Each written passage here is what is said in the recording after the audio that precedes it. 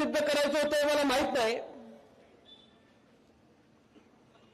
पण ते सुद्धा सोसलं. त्याच्यानंतर संबंध राज्यामध्ये फिरत असताना मतदारसंघामध्ये काही कमी नाही पडलं पाहिजे या भावनेनं तिनं काम केलं. प्रसंगी जिथं कार्यकर्त्यांवरती अन्याय होतो असं वाटतंय तिथं कार्यकर्त्यांच्या मागे खंबीरपणे उभं राहण्याची तिची भाषा असायची. मला आठवतंय, येरळेच्या पात्रामध्ये पाणी येत नाही म्हणून अनेक लोक सुमनताईंकडे आली, आंदोलन करण्याची भूमिका घेतली. आमच्या निमणीचे मस्के बापू होते, अनेक लोक त्या भागातली होती. काहीतरी करावं लागतं म्हणून त्यांनी सांगितलं. काय तिच्या डोक्यात आलं माहित नाही, तिने पहिली भूमिका घेतली की मी पात्रामध्ये येऊन आमरण उपोषण करणार आहे. संध्याकाळी अधिकाऱ्यांना तिथे यावं लागलं. दुसऱ्या दिवशी पाणी सुटलं. रोहित दादा, मला त्या नदीपात्राच्या कडेची गावातली माणसं आजही म्हणतात की सुमनताई उपोषणातनं उठल्यापासून आज अखेर नदीचं पाणी आटलेलं नाही. लोकांसाठी काम केलं पाहिजे. मतदारसंघातले सगळे घटक लक्षात घेत त्यांच्यासाठी घाम गाळला पाहिजे.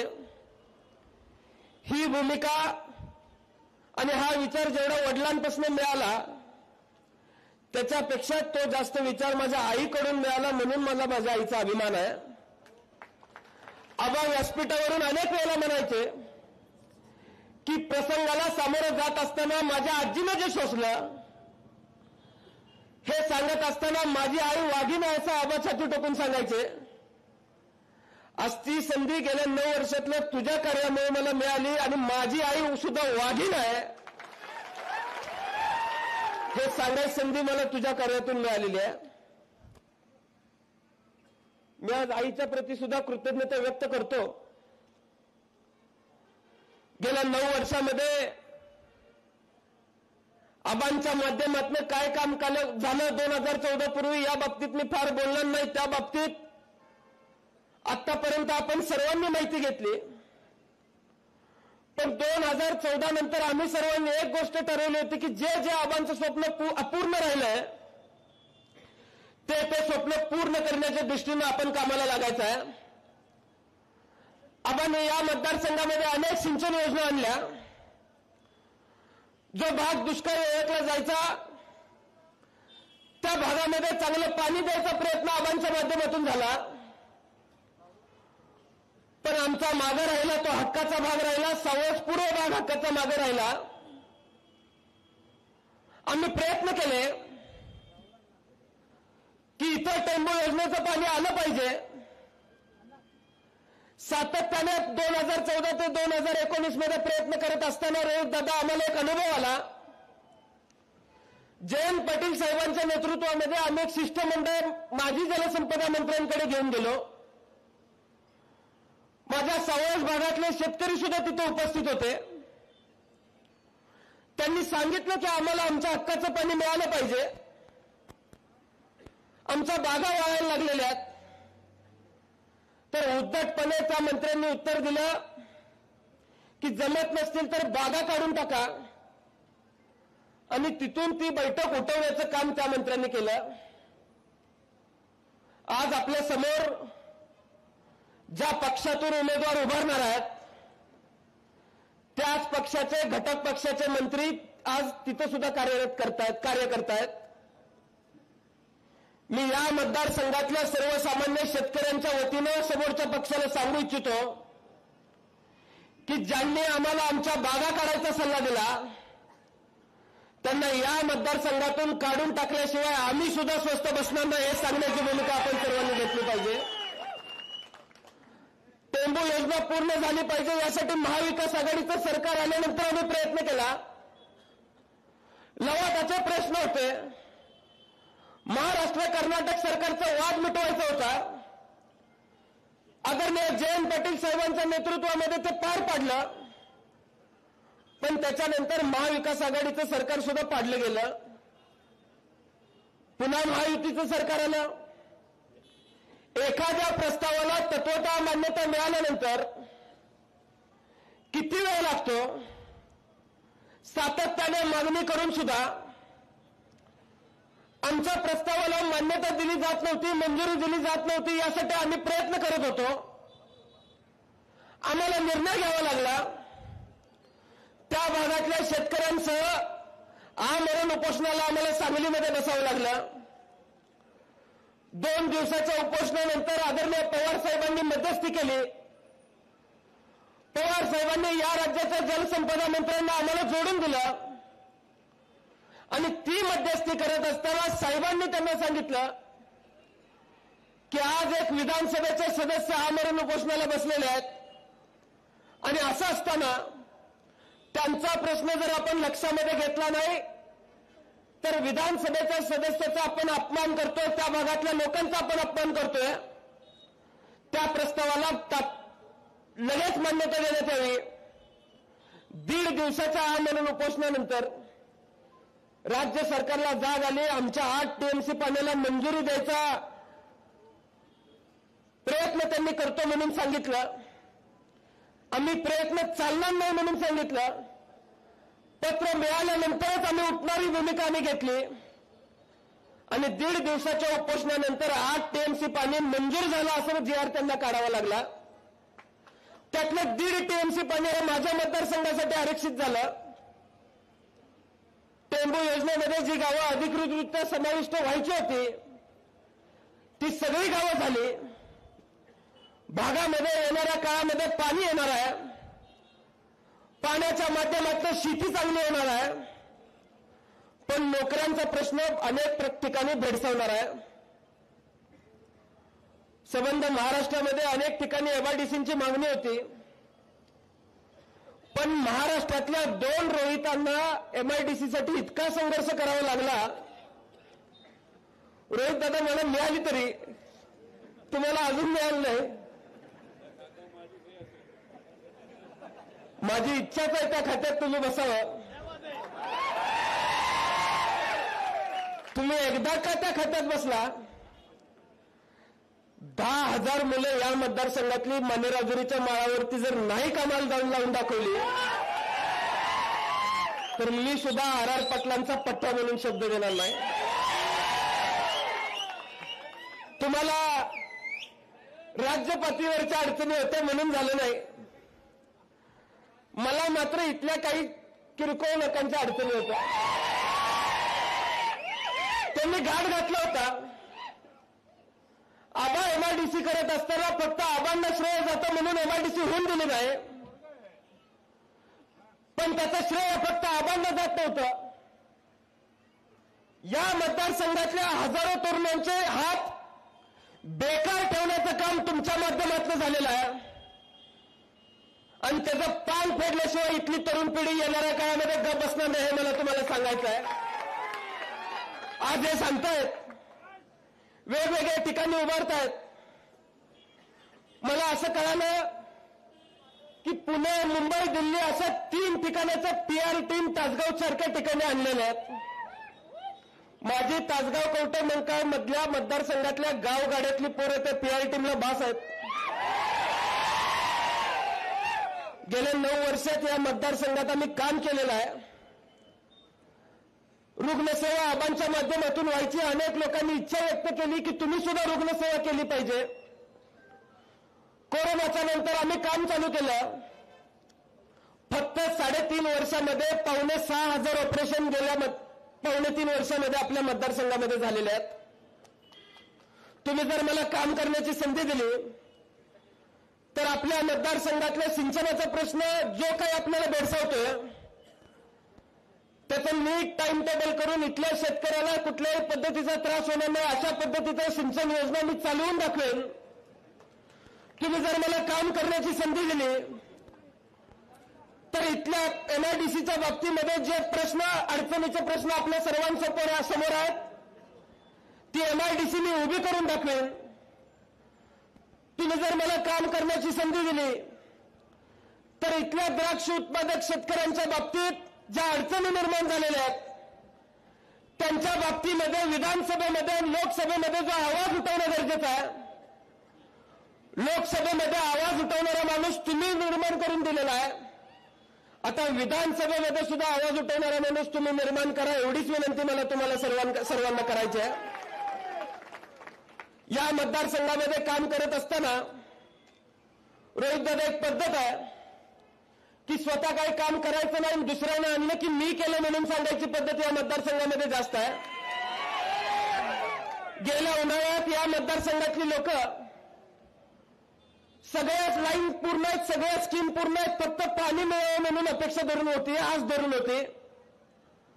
लोकसभेच्या निवडणुका या मतदारसंघामध्ये चालू होत्या, पण प्रत्येक मळ्यातल्या माणसानं पाणी द्या म्हणून माझ्याकडे आलं पाहिजे म्हणून काही लोकांनी फक्त पाणी अडवून ठेवण्याची भूमिका घेतली. उन्हाळ्यात शेतकऱ्यांचं किती नुकसान झालंय हे इथल्या सर्वसामान्य तरुण शेतकऱ्यांना विचारा. तुम्ही जर मला काम करण्याची संधी दिली तर इथल्या माता भगिनी सुरक्षित राहतील याची हमी मी देईन. तुम्ही सर्वांनी जर मला काम करण्याची संधी दिली तर ज्या पद्धतीनं आबांनी गुंडगिरी हद्दपार करून दाखवली होती त्या पद्धतीने मी सुद्धा यांची गुंडगिरी हद्दपार करून दाखवेन. हा सुद्धा शब्द मी आज या ठिकाणी तुम्हाला देतोय. मी 2019च्या निवडणुकीला अर्ज भरताना अभिमानानं सांगायचो, मला त्यावेळेस दादा 110 कोटी आकडा मोठा वाटायचा की विरोधी पक्षात असताना सुद्धा 110 कोटी रुपये सुमनताईंनी आणले असं मी भाषणात ओरडून सांगायचो. महाविकास आघाडी सरकारच्या काळात 1.5 वर्ष कोरोना, 1 वर्ष काम करायची संधी मिळाली आणि त्याच्यानंतर महायुतीचं सरकार आलं. फक्त 1.25 वर्षामध्ये 850 कोटीपेक्षा जास्त काम मी या मतदारसंघामध्ये करून दाखवलेलं आहे. महायुतीचं सरकार आलं, सुदैवानं आबांच्या संबंधित काही लोक तिथे होते. मी टेंबूसाठी ज्या पद्धतीने आमरण उपोषण केलं त्या पद्धतीने मला MIDC साठी करावं लागेल. पाण्यासाठी मी सांगलीत केलं, पण MIDC मंजूर करण्यासाठी मला तुमच्या बंगल्याबाहेर आंदोलन उपोषण करावं लागेल, आमरण उपोषण करावं लागेल. अन्यथा मी समुद्रामध्ये त्या ठिकाणी बसून उपोषण करेन असं मी मंत्र्यांना सांगितलं. काही दडपण आम्ही तयार केलं आणि MIDC मंजूर करून घेण्याचं काम या मतदारसंघामध्ये केलं. आज हे सगळं करत असताना 850 कोटीचा आकडा आता आपण सांगितलेला आहे. लोकसभेच्या निकालानंतर महाराष्ट्रामध्ये उद्याच्या काळामध्ये महाविकास आघाडीचं सरकार येणार आहे हे सांगायला कुठल्या ज्योतिषाची गरज नाही. तुम्हाला 850 कोटी हा आकडा सुद्धा छोटा वाटायला लागेल एवढंच मी आज या ठिकाणी तुम्हाला सांगतो. रोहित दादांनी महाविकास आघाडीचं सरकार असताना 3000 कोटींची कामं कर्जत जामखेडला केली असं मला ऐकायला मिळाले. पुढच्या काळामध्ये कर्जत जामखेड बरोबर तासगाव कवठे मंकाळचं नाव सुद्धा मी निश्चितपणाने यादीमध्ये येईल याची खात्री मी घेईन. अनेक वर्ष तासगावचा रिंग रोड पूर्ण व्हावा अशी मागणी होती. आबांनी रिंग रोड मंजूर केला त्यावेळेस हेच लोक आडवे पडले, पण परत सरकार आलं त्यावेळेस ज्या शेतकऱ्यांना यांनी फसवून माघार घ्यायला लावली होती त्या शेतकऱ्यांना विनंती करत बसले. त्या शेतकऱ्यांनी मान्य केलं नाही. थोडंफार आमच्या त्या लक्षामध्ये आल्यानंतर मी गडकरी साहेबांना विनंती केली. रोहित दादा मी दिल्लीला 17 वेळेला गेलो. 17 वेळेला गेलेल्याची 17 वेळेला आलेल्याची तिकीट सुद्धा मी काढून ठेवलेत पुरावा म्हणून. मला इच्छाच आहे यांनी यावरून रिंग रोडवरती काहीतरी बोलावं. रिंग रोड मंजूर झाला. विटात गडकरी साहेब म्हणले इथल्या स्थानिक आमदारांनी रिंग रोडसाठी प्रयत्न केलाय, तर या मातब्बरांनी गडकरी साहेबांना खोटं ठरवण्याचा प्रयत्न केला. ते म्हणले गडकरी साहेबांचं वय झालंय ते अनावधानानं बोलले. आता आमच्यासारख्याचा अपमान चालतो. तुम्ही तुमच्या गावगाड्यातल्या कार्यकर्त्याचा अपमान करताय आम्ही 30-35 वर्ष बघत आलेलो आहे. केंद्रीय मंत्र्यांना सुद्धा ही माणसं सोडणार. दादा अनेक मुद्दे आहेत. तुम्ही जर मला काम करण्याची संधी दिली तर या मतदारसंघामधली एकही इंच जमीन अनधिकृतपणे कुणाच्या नावावर मी होऊन देणार नाही, या पद्धतीचे शब्द सुद्धा मी आज या ठिकाणी देतो. सर्वसामान्य माणसाला त्रास देणारा अजून जन्माला यायचा आहे, हे पुढच्या 5 वर्षाच्या कारकिर्दीत मी निश्चितपणाने दाखवून देईन, हा शब्द सुद्धा मी आज या ठिकाणी अर्ज भरताना देतोय. त्यामुळे गेल्या 5 वर्षामध्ये तुम्ही सर्वांनी आदरणीय ताईंच्या खांद्यावरती जबाबदारी टाकली. 850 पेक्षा कोटींपेक्षा जास्त काम या मतदारसंघामध्ये करत त्यांनी ती जबाबदारी यशस्वीपणे पार पाडली. आज काही पीआर टीमच्या माध्यमातून रोहित दादा हे सांगतायत की 30-35 वर्षामध्ये यांनी काय केलं हा सवाल ते करतात. ज्या गावामध्ये राहतात त्या गावाला पाण्याची वळचण सुद्धा आबांनी घातलेली आहे. रोज आंघोळ करताना यांनी एकदा आबांचं नाव घेतलं पाहिजे आणि मग मला विचारलं पाहिजे 30-35 वर्षामध्ये यांनी काय केलंय. ज्या ग्रामपंचायतीमधून यांच्या गावातून हे कारभार चालवतात त्या ग्रामपंचायतीला सुद्धा आबांचा फंड आहे. आपण 5 वर्ष आमदार असताना, 10 वर्ष खासदार असताना मी खुल्या व्यासपीठावरती कधी यायला तयार आहे. तुम्ही तुमच्या 15 वर्षातली कामं सांगायची आणि मी माझ्या फक्त गेल्या 5 वर्षातली कामं सांगायची आणि मग 35 वर्षाचा हिशोब करायला मी व्यासपीठावर उभं राहायला तयार आहे. त्यामुळं माझी इथल्या मतदारसंघातल्या सर्वसामान्य माणसाला विनंती आहे की आपण सर्वांनी सत्सद विवेक बुद्धीने विचार करत येणाऱ्या काळामध्ये काम करण्याची आवश्यकता आहे.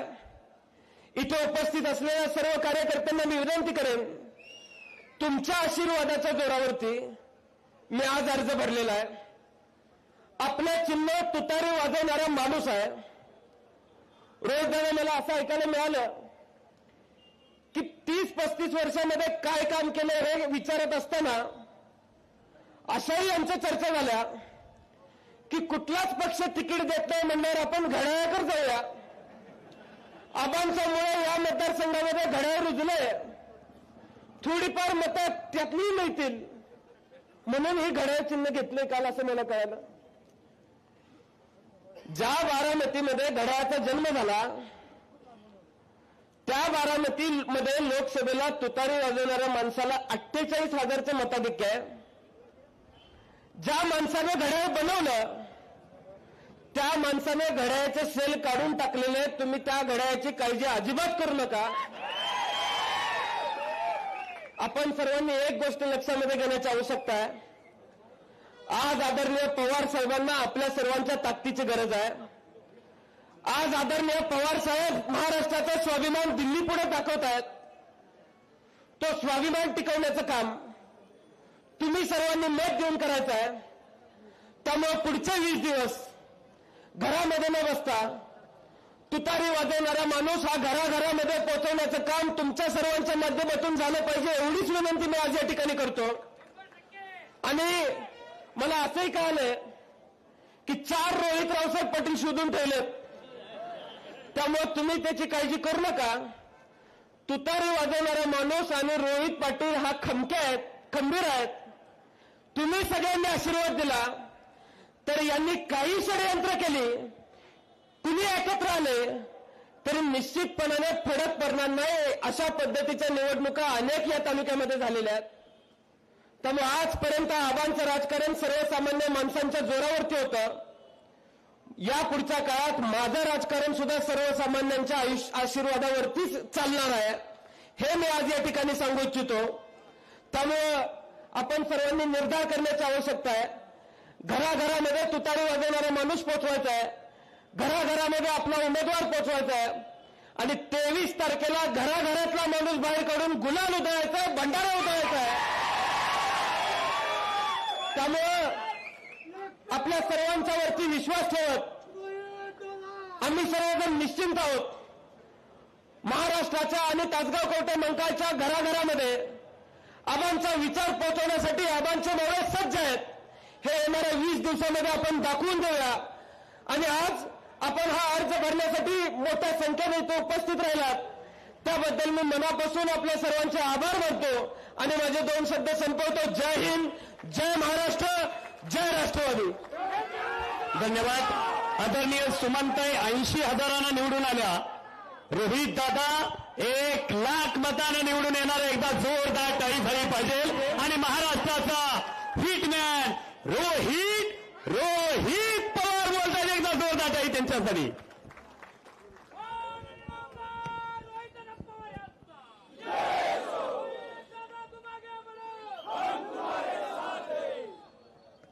भूक लागली का आता? अन्न